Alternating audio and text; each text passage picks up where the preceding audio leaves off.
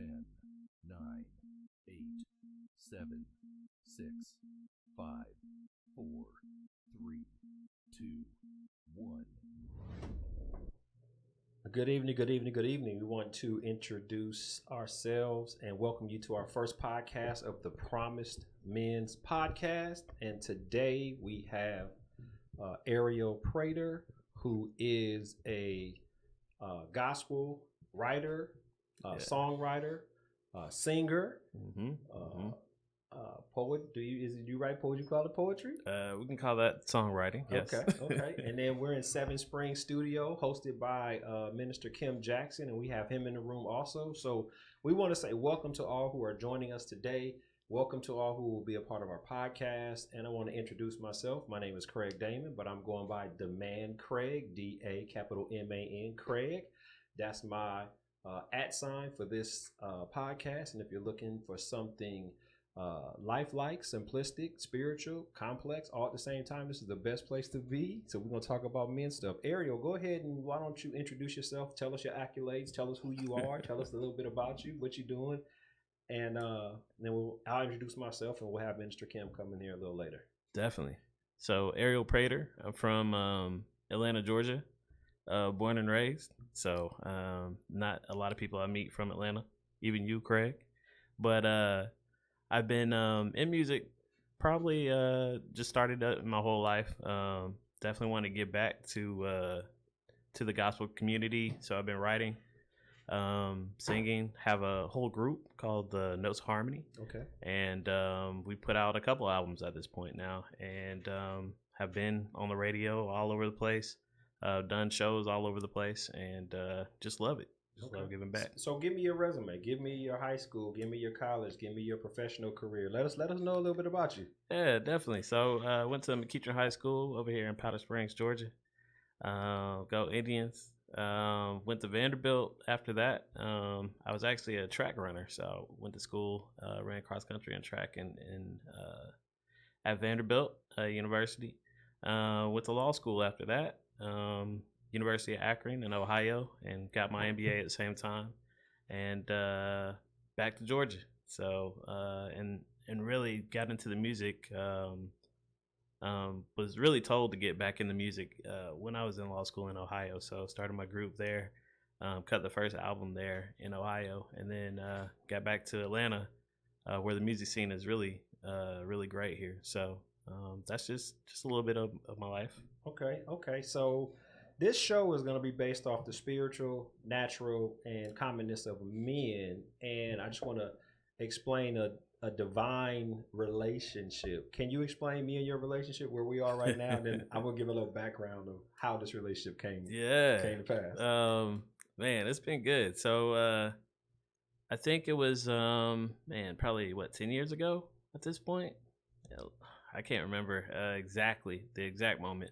But one of the guys in my group brought me to come and see you because he was looking at my haircut, and he was like, "Nah, I need you to meet somebody.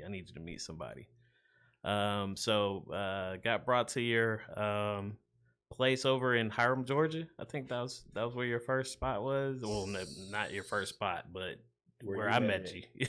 So we closed that in 2011. Okay. So if you came there, it's probably been 12, 13 years. Wow. Yeah, that's crazy for me to even think about. Okay. But yeah. So yeah, around 2010, that's when I got back from Ohio. Started my group here. Met a mutual friend. He brought me in to come and see you. And I think the rest of it, I think the biggest thing was the haircut. I was like, man. And this dude is funny, and he's giving me like a little word too while he's cutting my hair. It was all good. So it was a great vibe, and been letting nobody else touch my head ever since. That's good. So divine intervention. I'm explaining to you that Ariel came to me through a friend, mutual friend, and I started cutting his hair somewhere between 2010 2011, and have been friends ever since, good friends. He actually introduced me to his dad. His dad came to my house and did some work in my basement, and one of the trips, one of the weekends he left, he said, I'll be back on Tuesday, but he left some of his tools. I'm the type of guy, you know, I respect people's stuff. I don't know. I didn't know if he had forgotten it or if he just left it there. So I picked the tools up. I'm calling him. I run to the house, knock on the door, and Ariel's mom answers the door. Mm-hmm. And she says, Craig, what are you doing at my door? Come to find out, probably 13 years before that, your mom was a patron at a hair salon that I was working in and knew his mom very well. So when you talk about divine intervention, if I had not met Ariel through his mother, I met him the way he was supposed to be met. But this has been not just a blessed friendship, but a man's friendship where we have kept each other accountable. We've kept each other as friends, and I just got to give hands clap to this brother right here, because he has done something that you hear about it, you don't see it personally in your life with, and I'm just saying regular Joe Blow people. This guy goes to work every day. He is an entrepreneur. He's in real estate. I mean, he's out there doing his thing, but this dude just pulled off something big, and it inspired me. He just pulled off a multi-million-dollar real estate deal, and I just say to God be the glory. So yeah, to God be the glory. We gonna leave that there. We'll talk about it later. But I want to introduce myself. My name is Craig Damon, but I'm going by the man Craig because I've always said that I've been the man since I was born. Born in Los Angeles, Hollywood, California, 1972. I grew up in Los Angeles. I grew up in South Central LA on the border of Los Angeles and Inglewood. Went to 4 different high schools and just trying to find my niche in life. And one day I went to my dad's house and I needed a haircut bad. Like my girlfriend had told me, she was like, your haircut is nice, but when your bangs start rolling up, it doesn't look good anymore. Now, my mom and dad are separated. I'm poor, so I couldn't afford a haircut. My mom couldn't afford a haircut. So my dad had been cutting our hair. And this weekend, I'm nervous not to go back home without a haircut. And my dad was asleep.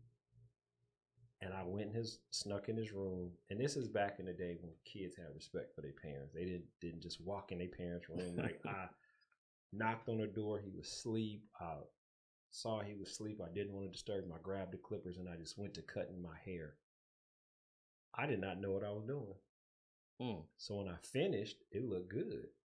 So my younger brother said, hey, can you cut mine? So I cut his hair. An hour later, my dad wakes up and he says, who took you out to the barbershop? I said, nobody. I cut our hair. And he said, oh, good job. Pat me on the back and took me back to my mom's house. I don't know if it's the same thing as doing crack or smoking a cigarette or getting a drink, but there was a euphoric feeling after cutting me and my brother's hair that I was not able to let go of. It was a fetish. It was being addicted to, I would dream about cutting hair. Lo and behold, I go to barber college after high school. College was not for me. We'll talk about that later. I go to cosmetology school. I go to another barber college. I know that I don't want a job. I start cutting hair and like is an instant success in 3 months. I go from making $150 a week to over $1,000 a week in less than 3 months. Yeah. Now I'm poor.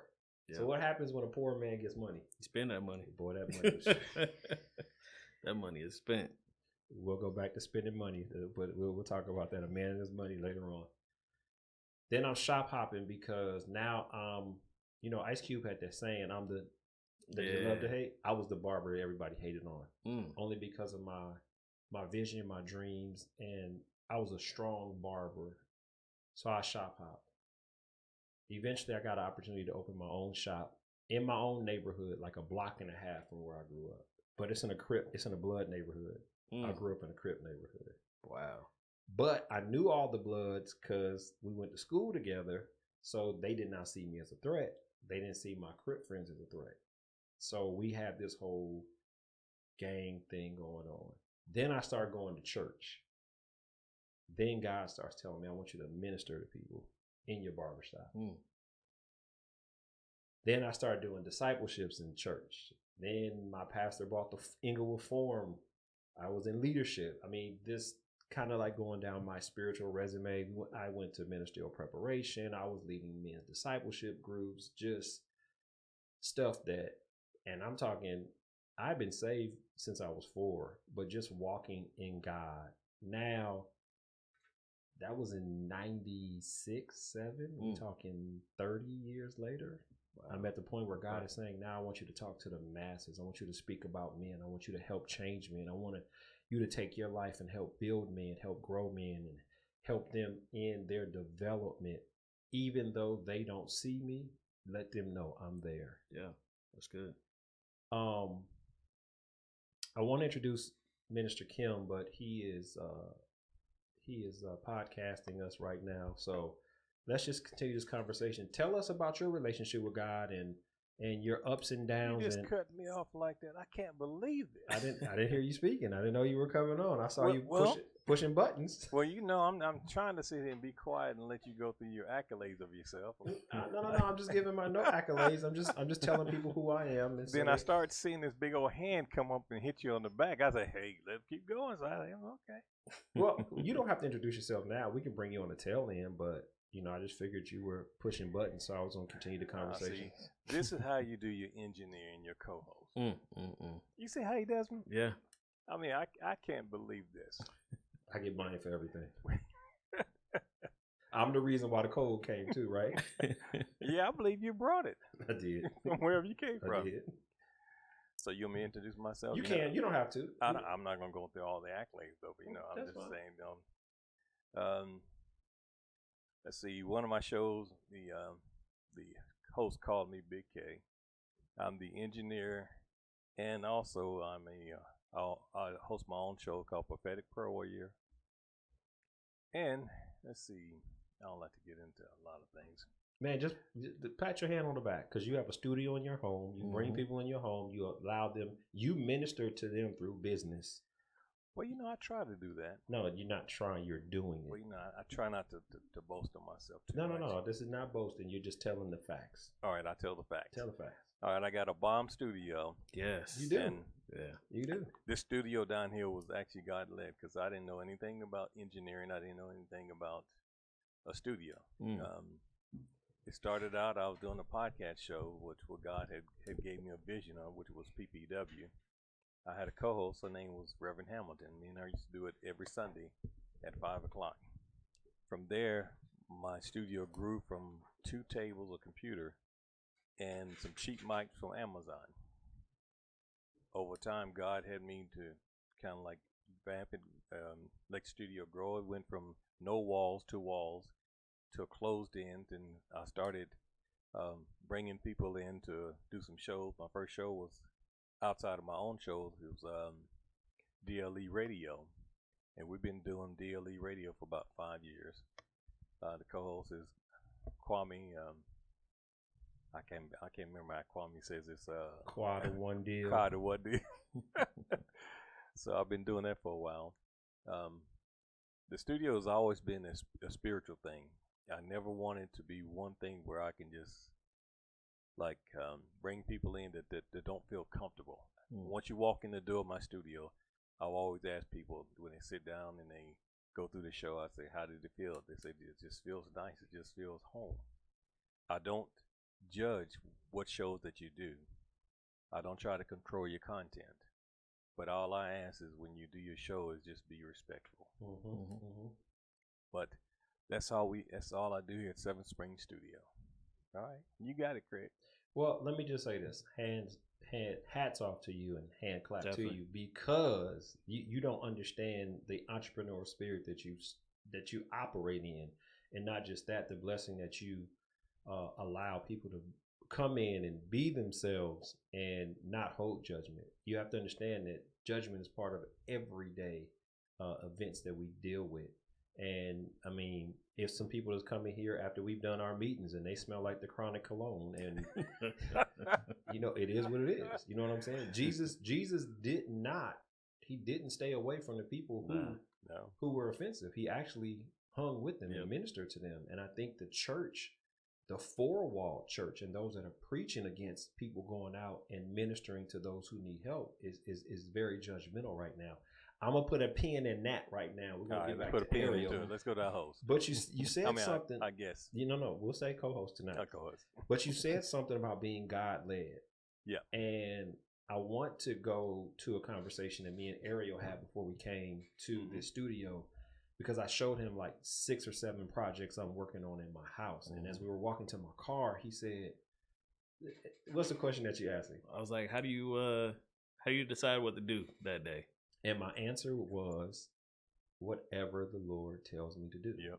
There will be times where I will see a vision of me cleaning my basement out, and I'll start in one corner, and when the Lord says I'm done, I'm done. It might be 6 hours, it may be 2 weeks, it may be 3 days, it may be now go clean your garage out.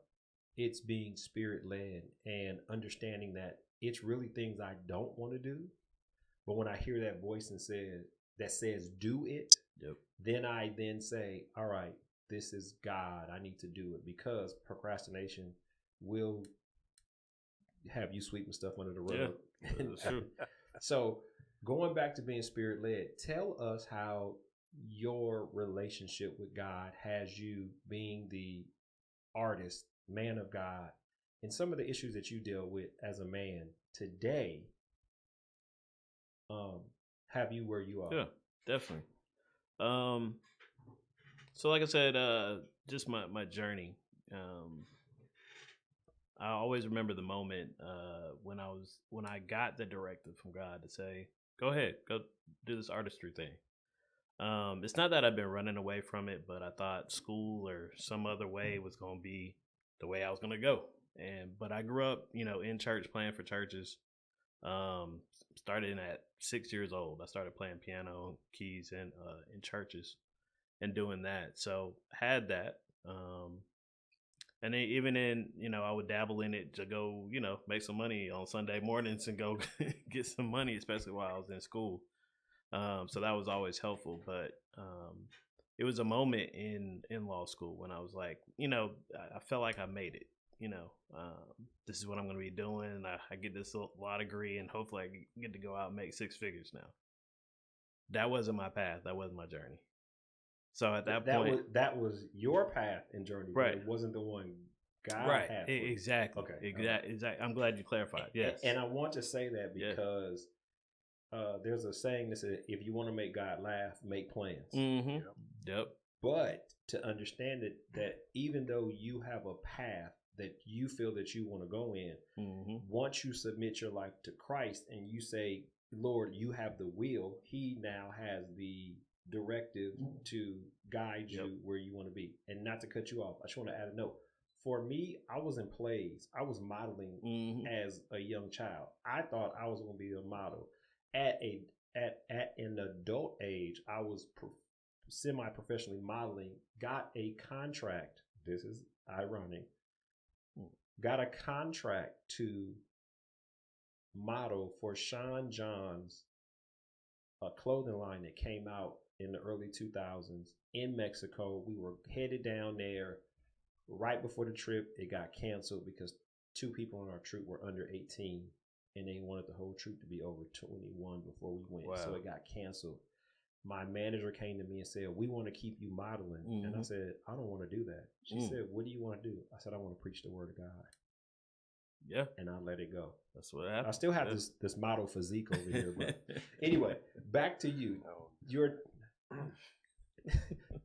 Back to your journey. Your idea versus God's idea. That's exactly what it was. So my idea, right, if I would have stayed on that same path, was be a lawyer, go do that, and do contracts or whatever you do when you graduate law school, and just want to make money. That's really what it was about.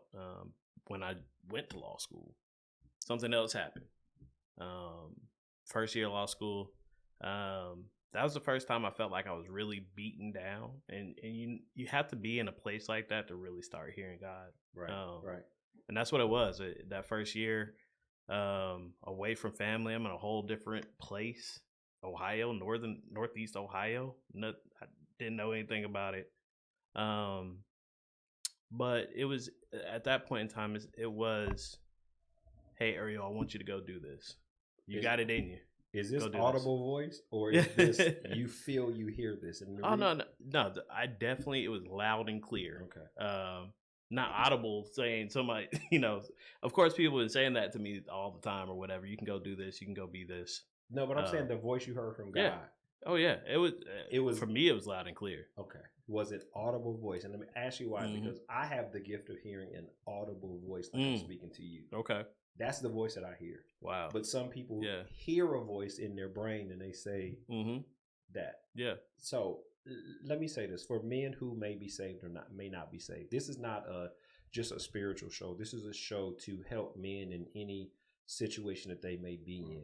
For men who are trying to get to the place that they want to be with their dreams and their visions, understand there is a higher power. Yep. And once you submit to that higher power, he has an agenda for you that may or may not be the path that you want to go.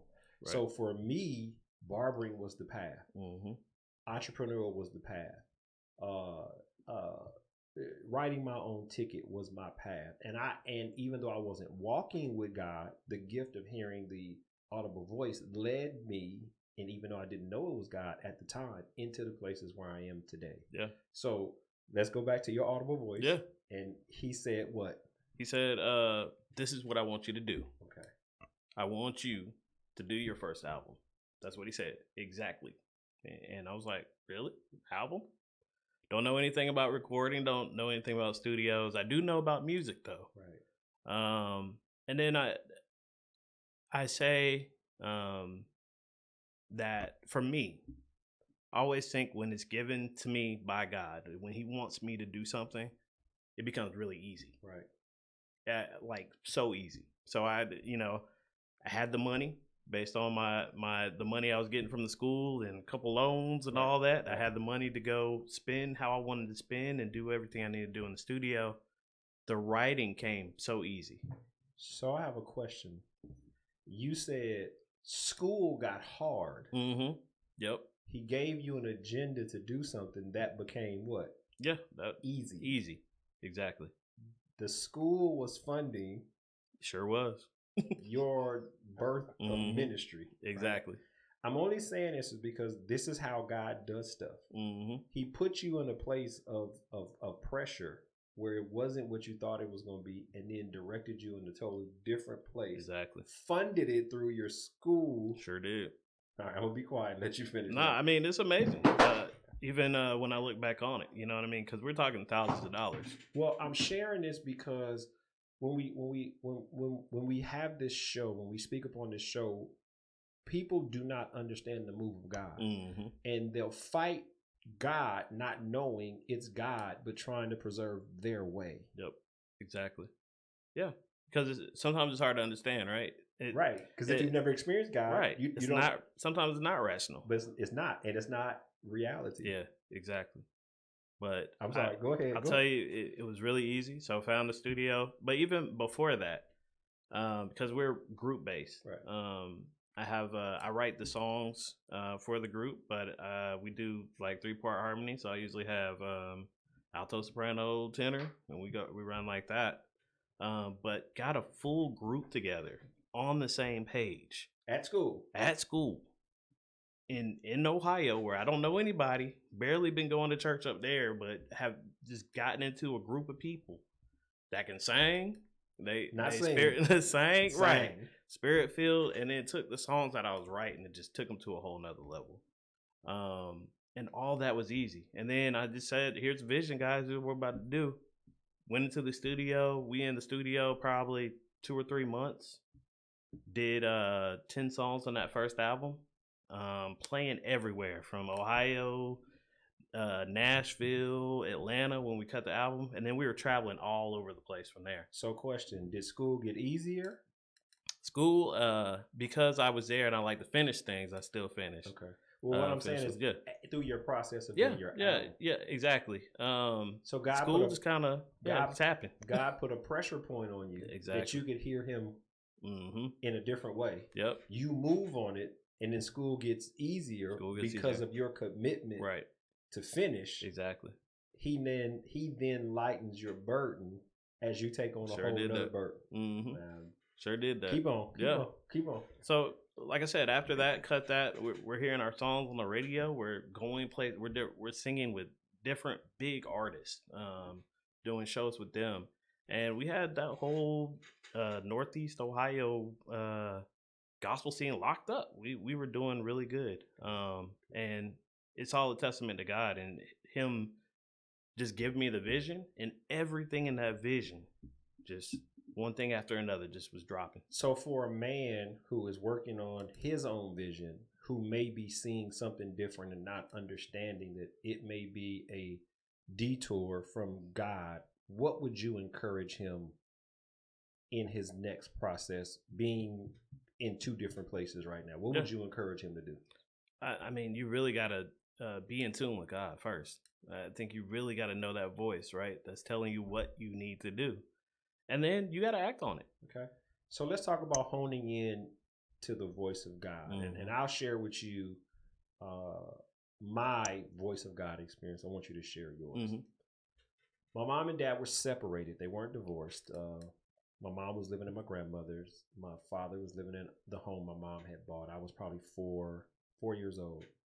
And I went to spend the weekend with my dad. And my uncle had moved in with my father, and he always had roaches. I think to this day he still have roaches. Now you want to mention that when you do your show? Yes, I'm being real, and the reason why I want to be real is because there are men who need to hear a story of not just prosperity, but also depravity, roaches. I'm being serious. Oh, now, we did not have roaches, but my uncle did. So I spent the weekend at my dad's house. My shoes are in the closet. I'm going to put my shoe on, and I hate roaches. I'm like afraid of roaches. Mm-hmm. I hear this voice say, "Shake your shoes out before you put them on." Audible voice. I walk to the closet, shake my shoe out. A big California pterodactyl roach falls out of my shoe. I smash it with my shoe, and I'm thinking, wow, if I would have put my shoe on, that roach would have been in my shoe. Yep. That's my first recollection of hearing a audible voice. Now, I went to a Christian school in Inglewood. It's called Inglewood Christian School. In California, if your birthday falls before December 5th, December 10th, if it's before December 10th, you can start, was it preschool or kindergarten? You can start kindergarten at 4 years old. Okay. So my birthday being late in November, I was able to start kindergarten at the age of 4, where most other kids were 5 or 6. Right. When you went to that school, you had to profess Jesus Christ as your Lord and Savior in front of the faculty before you were able to go to the school. Wow. So now, being 51, I'm recalling that when I accepted Jesus Christ, I was already a Christian. But when I did it then, that may have started the gift of hearing from God. Yeah. And now I can remember being 18, 19, 20, hearing God say, don't do this, and then I did it and calamity happened. Or do this, and then there was a blessing from doing it. And I thought it was me talking to myself. Right. Oh, I'm talking. And one day, I woke up at 6:30 in the morning, and I heard 2 streets, Florence and Inglewood Avenue. And it's like 6 o'clock in the morning. And I'm like, Florence, and ain't nothing over there but buildings. This is Inglewood. And nothing over there but industrial building. So I hear the voice say, get up, get dressed. I get up, I get dressed. I drive to Florence and Inglewood Avenue, and I don't see nothing but industrial buildings. But I turn to my right, and I see 7 people standing in line. So I get out my car and say, what are you guys standing in line for? He said, church starting in 10 minutes. So I was like, oh my God. So I walk into this church. I had been hearing about this church for the past 7 years. Didn't know where it was, didn't know where it was operated. Now I'm at this church. I walk in the church, sit on the 4th row, and it's 1,200 people in the church. The preacher is preaching, and I'm like, how does God know what I did last night? He preaching about what I did Friday night and last night. I turn around and the church is empty. The preacher's still preaching. I turn the other way. 1,200 people disappeared. I blinked my eyes 3 times and turned around, and then the church was full again. And I knew then God was saying, it's time for you to get into this church. That's my testimony of the voice that I hear. What is yours? Yeah, it's man, it definitely started early, right? Just growing up in churches. I think there is power in seeing them early when you are a child. That you can take, having experiences with him early? Exactly. Okay. Just getting that in, you know, and that kind of, I was thinking about that just a little bit even a couple weeks ago. I'm like, you know, we get misinformation, we get a lot of disinformation a lot. But when you know God, because you know what he does, then that disinformation is just out there. Right. For you, for me, it doesn't mean anything. I know God is real. Right. And that started early. So I'm not going to say it's an audible voice or like a booming voice. Right. Because that's what my audible sounds like. Right. That's what I feel like for you. Right. For me, it's light, but it is directly to me. And I know that you are speaking to me. So that's the voice that you hear in your head. Exactly. All right. So it's the difference. Right. I hear that, and I also hear the audible voice. You hear somebody talking to you. That's it. Okay. So with a relationship with God, what comes along with nurturing a relationship with God? What would you say to a man out there that may be struggling or looking or not even know God, but is tuning in and may have a curiosity? Yeah, I think it starts with talking to God. Okay. Right? Praying all day. That's what, I mean, for me, that's talking to him, right? Okay. And for me, it takes on the form of talking to anybody else. It's I'm talking to this person or this God, this being that I know. And I know he exists out there. So he does talk back to me. Right. Because you're in a relationship, exactly, right? Exactly. Okay. But that relationship, you got to start it, right? You got to be in there willing to talk to God. Okay. And start that relationship up. So I think that's the first step. So what about church? What church is good. Being in relationship, I think, with other believers does help. I won't go as far as church all the time, but having or talking with believers that know about God is definitely important. It was my experience because I did grow up Christian. And before I went to Inglewood Christian School, I had accepted Jesus Christ as my Lord and Savior. Going to Christian school. But I didn't walk with God the older I got. As a teenager, I figured if God didn't mess with me, if I didn't mess with God, he wouldn't mess with me. And that was just my ideology. Oh, wow. Okay.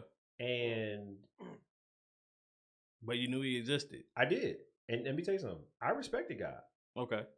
I knew that if I was going to go to church, then I'm going to do it God's way because I'm not going to play with God. I didn't want to be a hypocrite. Yep. I didn't want to be sleeping with females and going to church and then getting up knowing that what I did was wrong. I had a respect. I had an understanding of what I thought God was, but my ideology of my relationship with him, his relationship with me was different from my relationship from him. Let me pause for a second and say this. For men who are curious or understanding having a relationship with God, number one, you have to accept Jesus Christ as your Lord and Savior. Not asking you or telling you to. I'm just telling you the formula.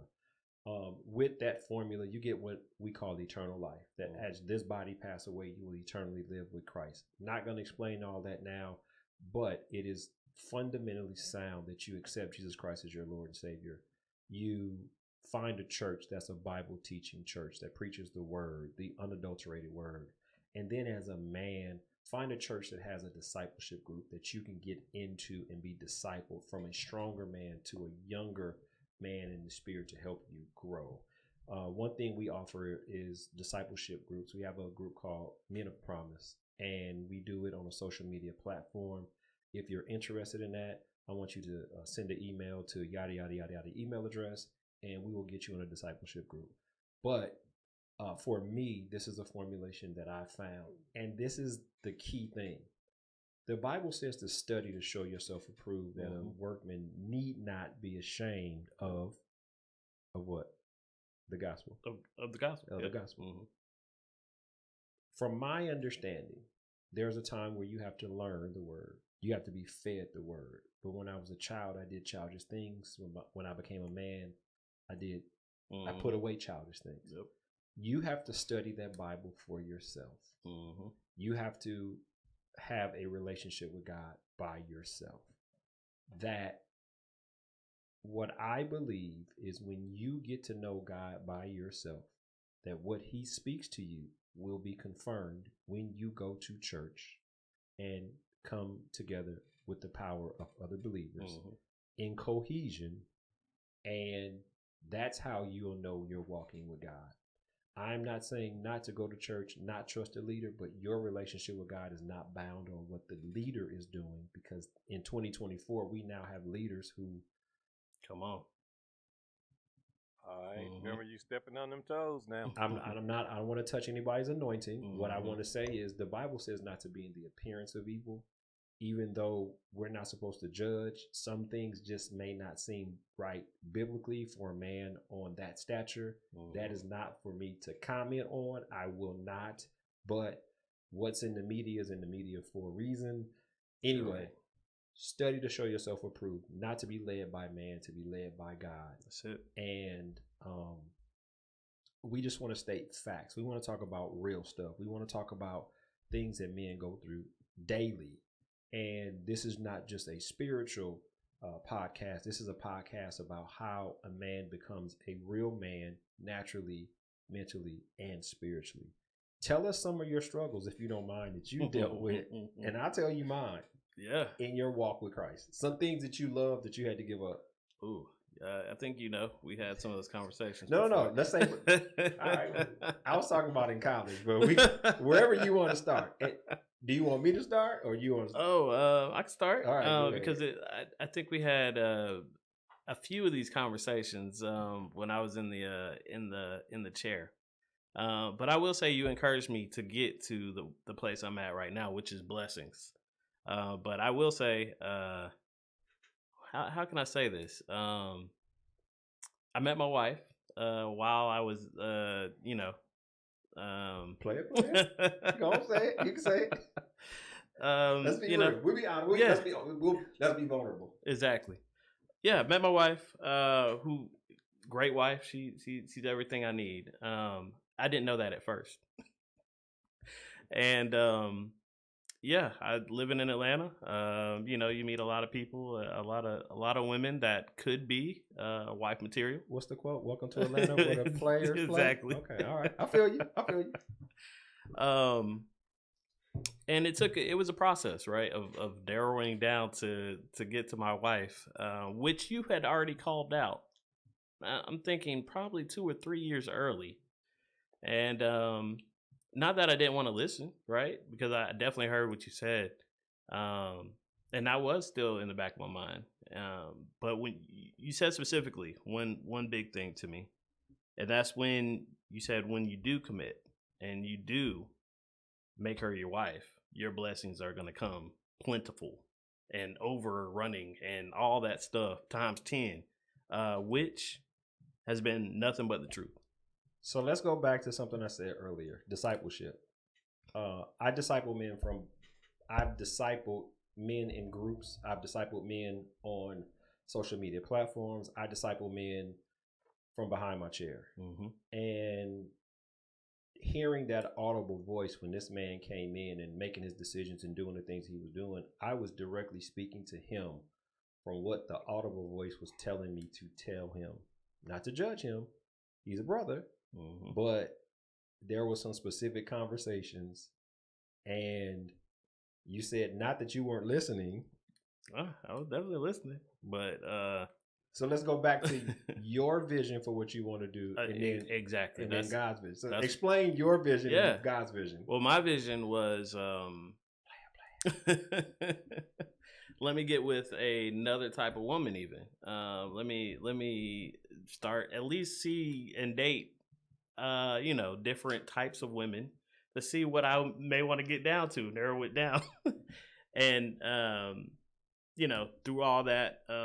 Now, does your wife know all this? Because if she listens to this podcast, I don't want this to be first time. She definitely knows. She was there. Good deal. Okay. All right. She was there through it and was patiently waiting for me to get to this decision, which I'll applaud her because it was a lot. So, do you think she knew before you knew? Oh yeah. Or do you think she was just being patient?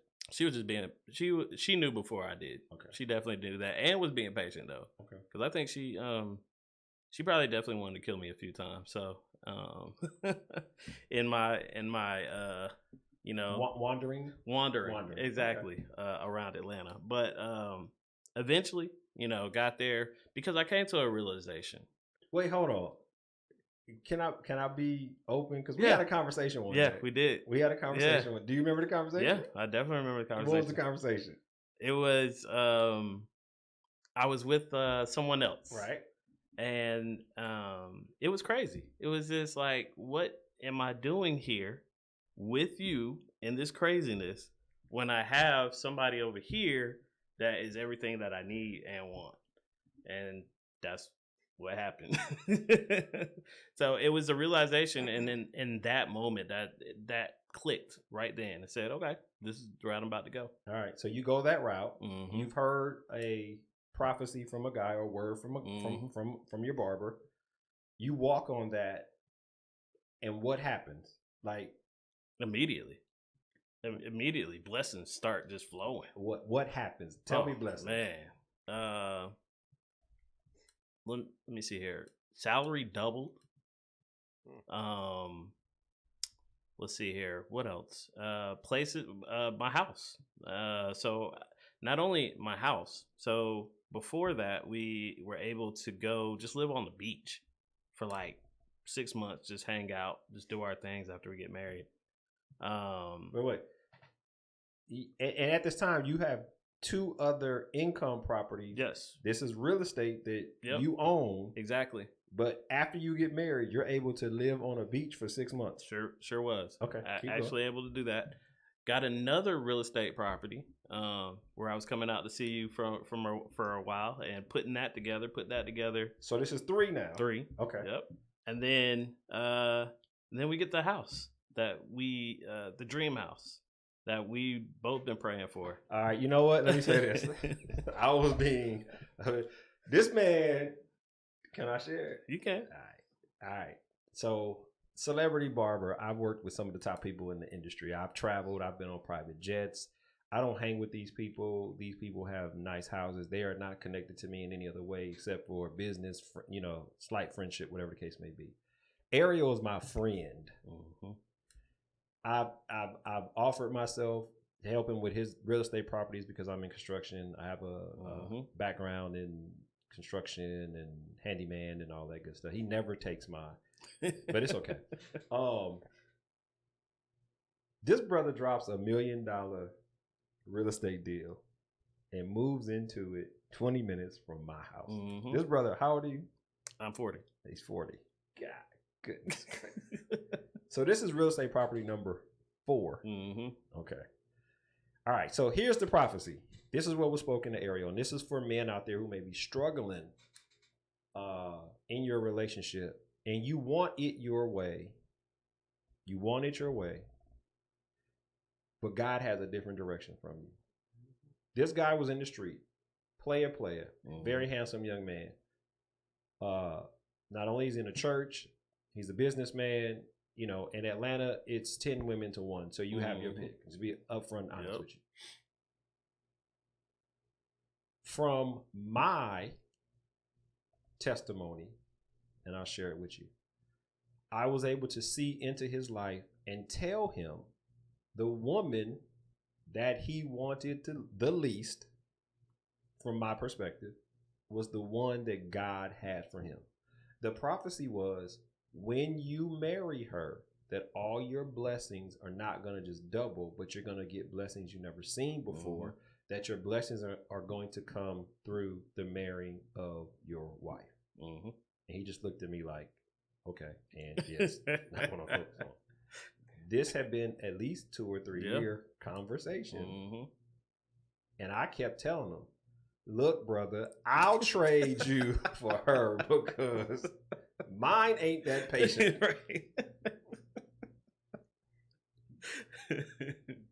We'll talk about this running joke later on. All right, here's my testimony. Awkward looking kid growing up. Nose is bigger than my face. I start cutting hair professionally. My nose catches up with my face a little bit. Yep. I'm modeling with a troupe. I'm dating 7 women at one time. 7. And I'm really content because I got 7 women that I probably dated for about 5 or 6 years and I never got caught. That's definitely couple closest scares, but never got caught. But that wasn't what I wanted. I wanted one woman. I saw all of my uncles divorced. I saw my mother and father divorced. I did not want divorce. And I was talking to God, but not knowing I was talking to God. I was dating anything that came my way. And there was one day, an older gentleman, I think he was a doctor, came in. And at the time, this is probably 1995, 96. In my barbershop, it was a 3-hour wait for a haircut. That was before appointments. Yeah. But I was cutting 4 hours. So people knew the quality of the haircut. You know, I'll wait 3 hours because it's going to be nice. I'll test to it. In the time span of 3 hours, 3 different women came to my shop. And I'm just smiling like a Chester Cheetah cat.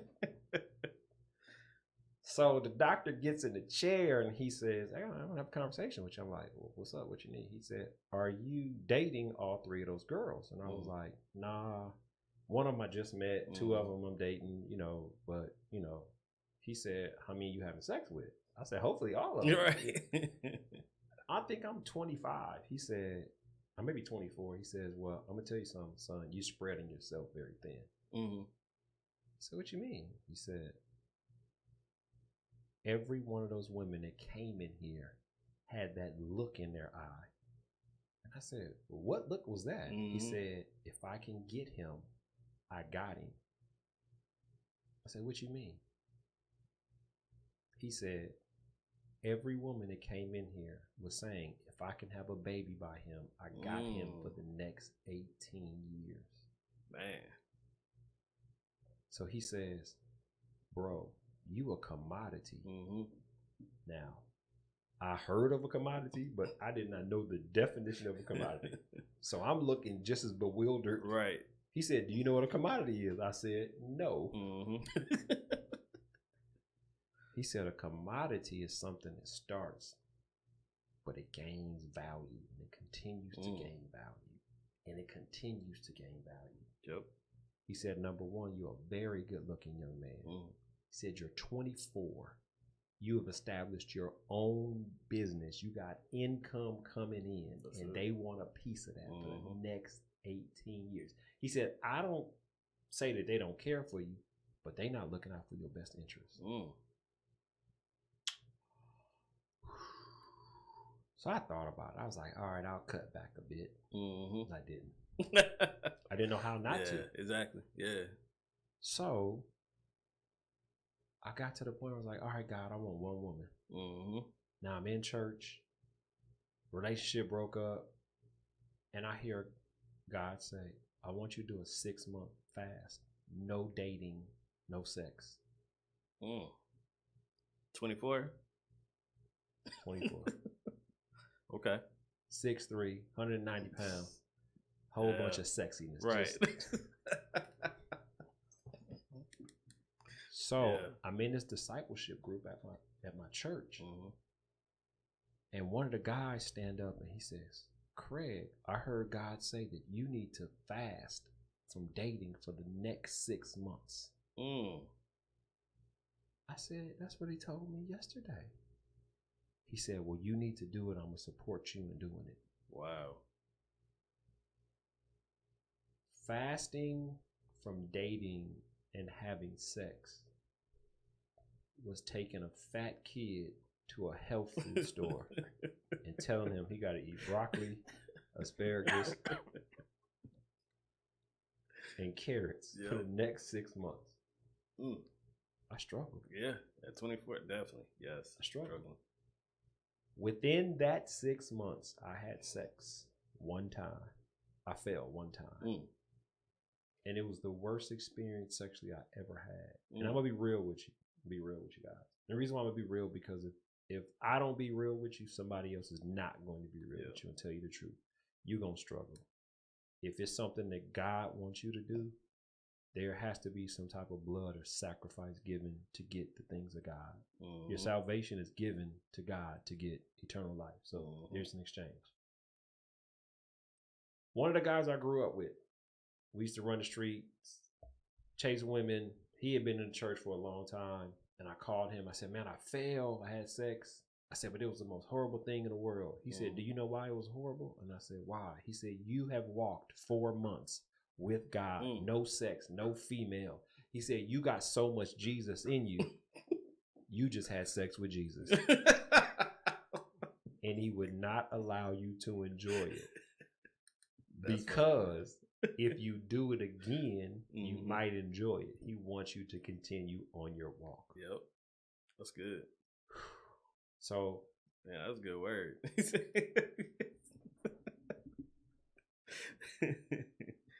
Yep. Not enjoyable. So, 2 months later, I hear God audible voice. Your next relationship is going to be 3 months. She's not in California. She's not at your church. She has a ministry for women, and she has a son. Not only was I going to a church that was 7 women to 1 female, this is in Inglewood, California, so everybody is banging, bad. Just, temptation was definitely. So God tells me start praying for your wife every day. Okay. All I know is these 5 things. The girl I have sex with ends up pregnant.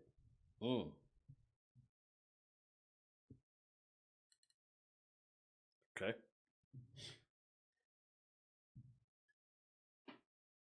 After our encounter, I go to her and say, you're pregnant. She says, no, I'm not. I said, you are. I know you are. She says, I'm not. I said, don't call me in 2 months and tell me that you are pregnant. She called me 2 months to the day and says, I was pregnant. She wouldn't had a smushmorshman, rhymed with, and I was mad. It was hot.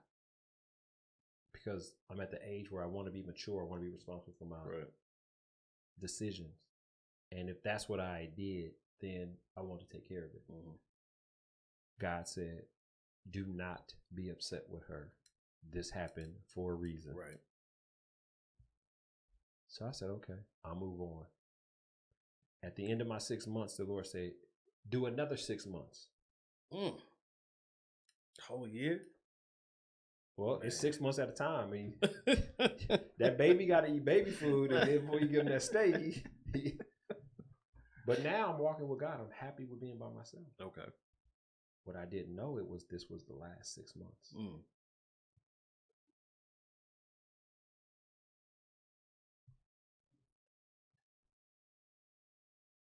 I'm happy with God. I'm walking in supernatural things are just happening. Ministry happens. I get promoted at the church. They tell me they want me to be a deacon. Some debt got paid off. Just a whole bunch of stuff is just happening.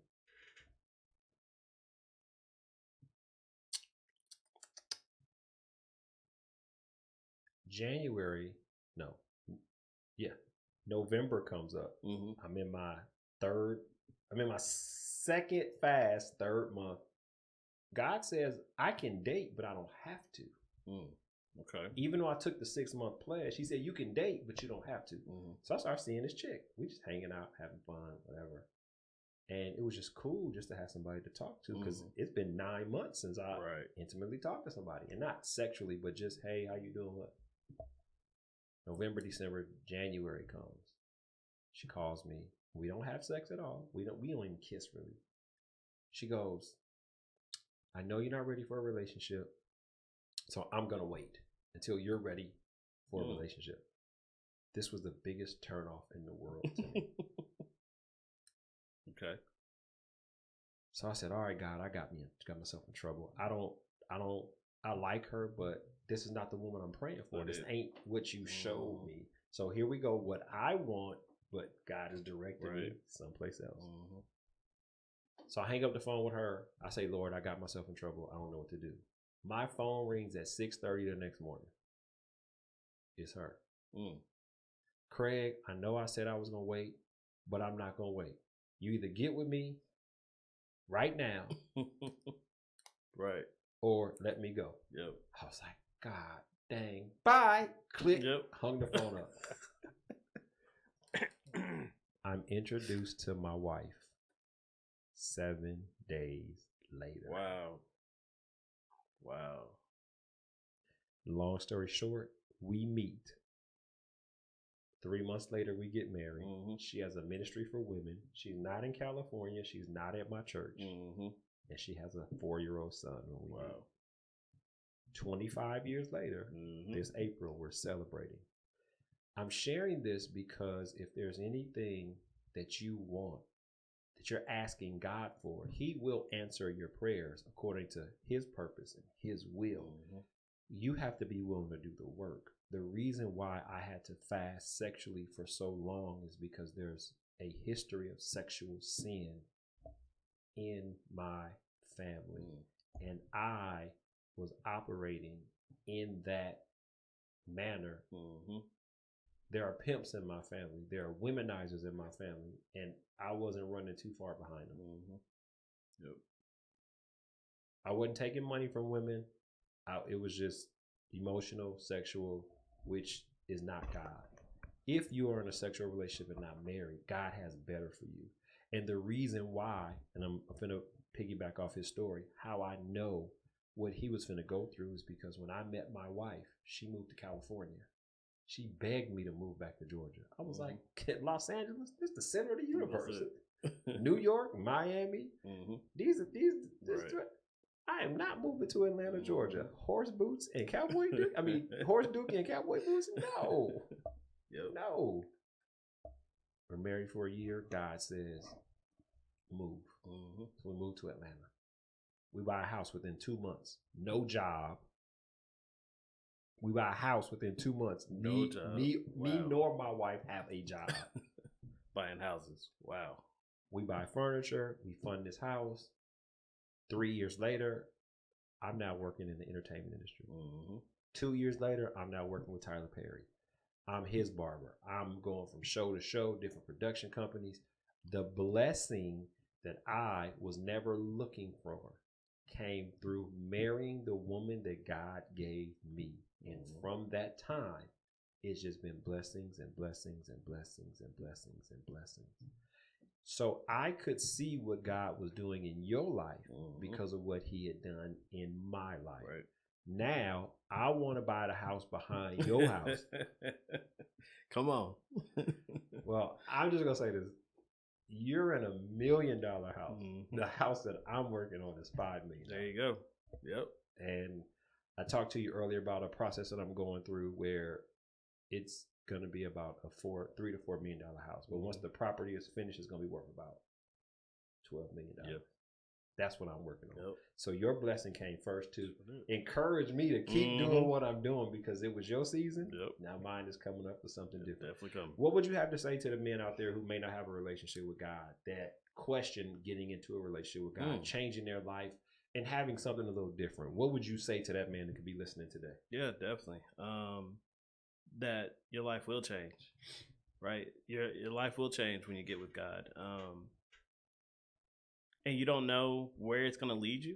And that part is a little bit, it could be risky for you, living in your flesh, right? Living in your rationality. But God will not fail you.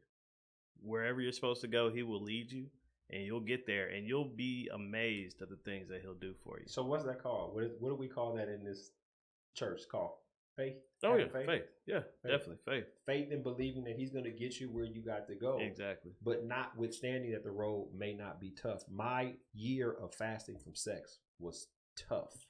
It's hard. Sacrifice. So Yeah. There's a lot I had. Yeah. I can't even imagine. Bro, I had women. I can't. A year? No. Mm-mm.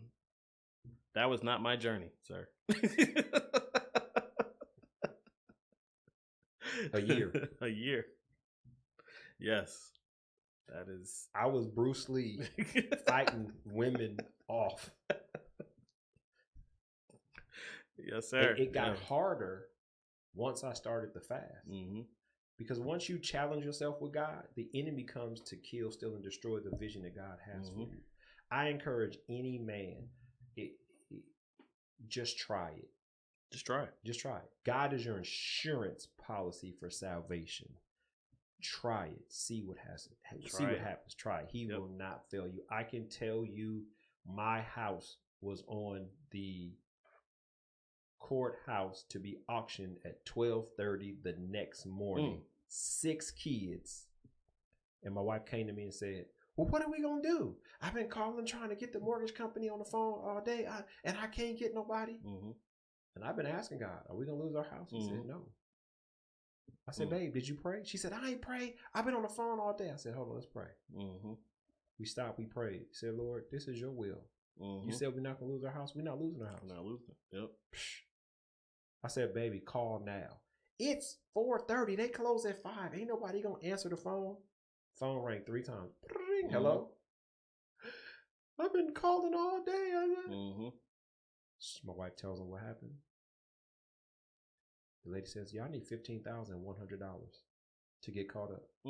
We're not going to take your house. We're finna take it off of the auction block tomorrow at 10 o'clock. This how scared I was. At 10:30, I'm looking out my window to see if they're coming. If they're coming. They're coming to the house. They didn't come. True story. 4 days later, I get a phone call from a billionaire. I need you to travel with me for the next month. And everywhere I go, I want you to go. How much are your haircuts? $1,500 a haircut. $1,500 a day if I'm out of town. $1,500 a day if I work and cut your hair. If I don't work, $300 a day. Food, airfare, travel, anywhere we went. We really traveled for the next month and a half. When I got my check, it was $15,700. Wow. That's what we needed to catch up on our mortgage. I'm telling you this to be true. I lived it. You have to trust God, but this is the thing about trusting God. When you have a situation and you trust God, your first mind is to give it to God. Your second mind, your third mind, your first mind is to do it yourself. Do it yourself, yep. That trust says you can't do this by yourself. When the Lord told me to start fasting and praying, there are some things I had to restrict myself from. I couldn't go out with a woman. I couldn't go to a woman's house after dark.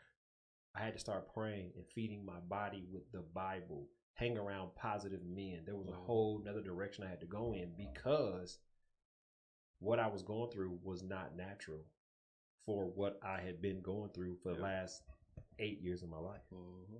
I've always been slick with the words. Well, when I got older, I got slick with the words. Gift of gab, able to talk myself into something and out of something.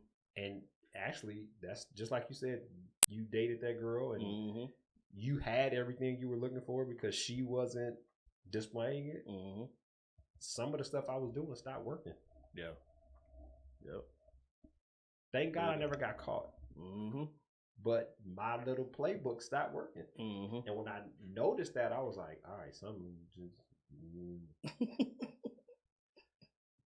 Minister Kim. Yes, sir. What's your cap on these? On this subject? On this subject? Well, you know, I always call and tell you that you have, right? You have that crazy faith.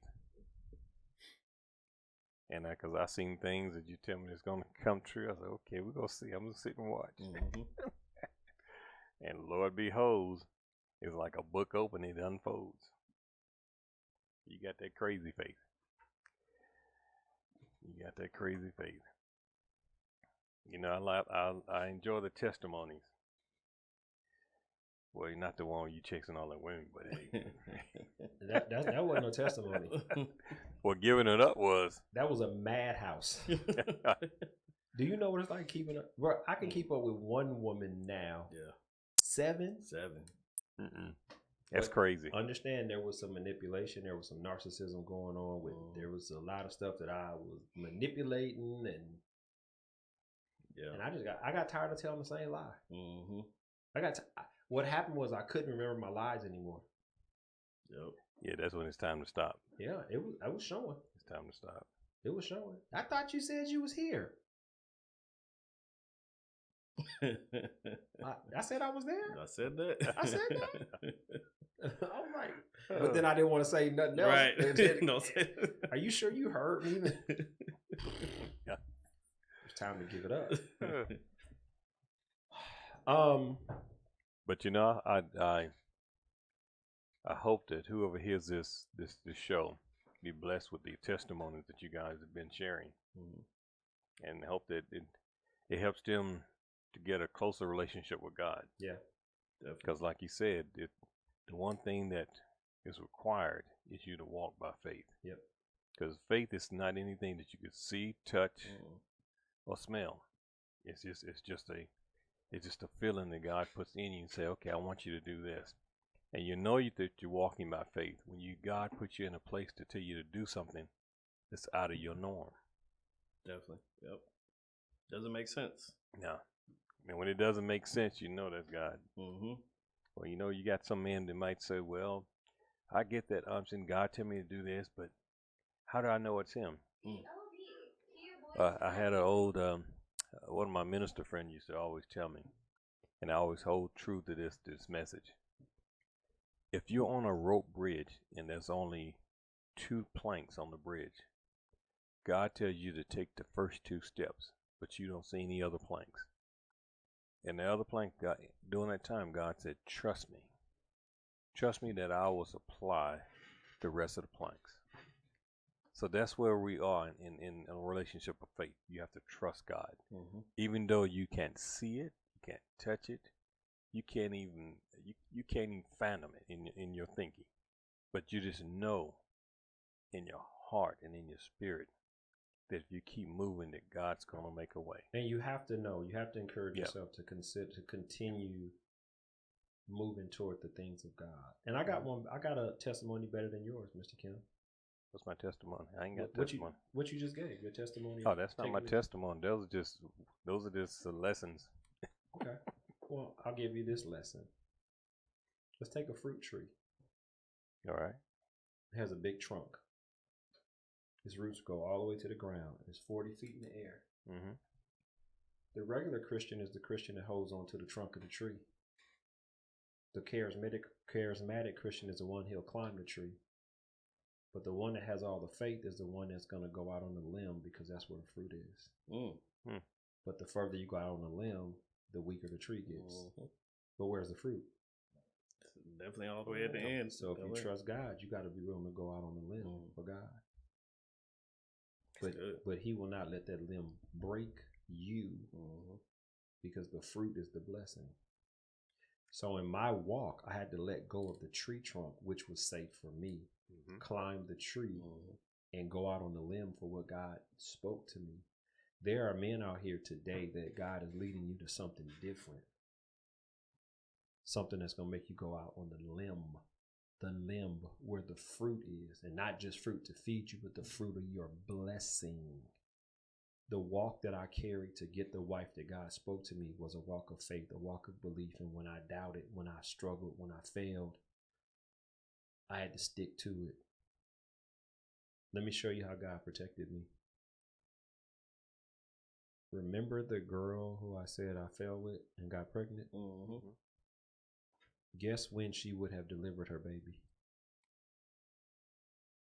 The same month that I would have been marrying my wife. Wow.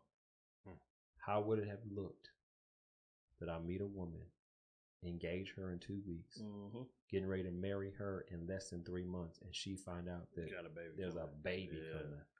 Yeah. Somebody protected my testimony. But who was there to make me fail? The enemy wanted me to fail just all day long. And that whole thing was a setup. Now, there's a thing about abortions, and let me say this, and this is just me, I'm going to be real. There's no sin greater than another. Fornication, drunkenness, idolatry. If you want to call abortion a murder, that's between you and God. But what happened for me, and my wife told me she would not have dated me if I would have a child. So everything would have been either fumbled or delayed. It just was not a good look. But somebody protected me. Now, I know we may hear some people with adverse opinions, but let your opinion be yours, because my testimony is mine, and I respect you. With that being said, we had a wonderful night. Ariel Prater, I just want to thank you for coming on, being a co-host with me. Minister Kim, thank you for being a co-host. Ariel, how can people get in contact with you? Yeah, you can always hit me up at my website, arielviewsmusic.com, and Instagram, Ariel Views Music. So before we go, you did a music video. You had this white suit on. Yeah. And you had this bomb haircut. Definitely. Where you get the haircut from? Oh man, everywhere where I appeared on TV and music videos. Yeah, you've done them all. Man, I appreciate that. Yeah. You guys can visit me at whatever.com if you're looking for this. I just hope that there were people out there who heard something different. Might not even be just a testimony, but just something that you may be going through and you're looking for something greater. There is greater out there. God is greater. Again, this is not just for spiritual growth. This is for mental growth. This is for, our goal is for men to be changed in their physical body, which will change their house, their marriage, their children, the neighborhood. If it changes the neighborhood, you're going to change the school system. You're going to change the churches. You're going to change everything. This is for one man to be a light on the hill, to change you. Start with you, and then you move to everything that's connected to you.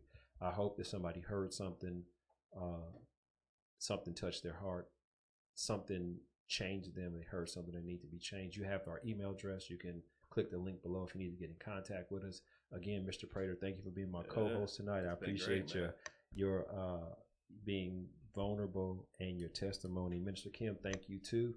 And we will be signing off tonight for this show. We look forward to seeing you next week. Blessings to those that are out there. Peace. Peace.